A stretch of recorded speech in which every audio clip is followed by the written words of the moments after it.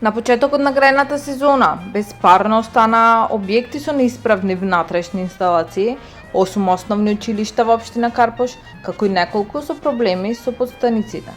Поради неплатен долг од 8,3 милиони денари, парното за училиштата ќе биде достапно од 1 ноември.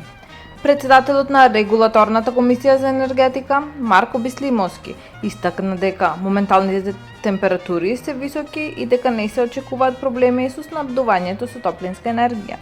Цената на парно грејењето останува стабилна, освен ако не дојде до значителна промена на цената на природниот газ.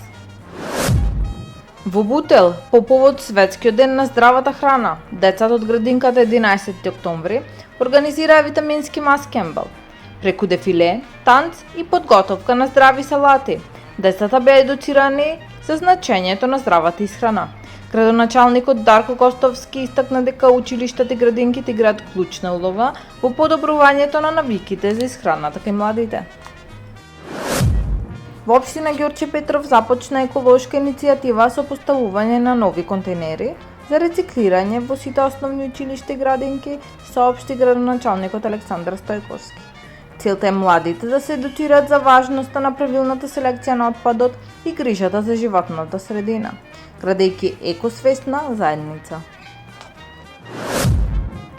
Полицијата објави детали за тешката сообраќајна несреќа што се случи на 15 октомври на булеварот Гоце Делчев во Скопје.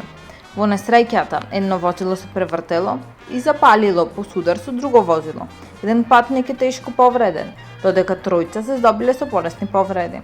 Сите повредени се пренесени во клиничкиот центар Мајка Тереза. Увид на местото извршила екипа од СВР Скопје. Единицата за недозволена трговија при СВР Скопје поднесе кривична пријава против 48 годишен скопјанец за неовластено тргување со оружје и дрога. При претрез во неговиот дом во општина Кисела Вода биле пронајдени кафеава прашкаста материја, 922 куршуми, воздушна пушка, рамка за пиштол и шок бомби. Лицето е ставено во домашен притвор. Таму е Скопје, град мој љубав лише, што ми расцуте сни. Вечно ке ја сакам, убо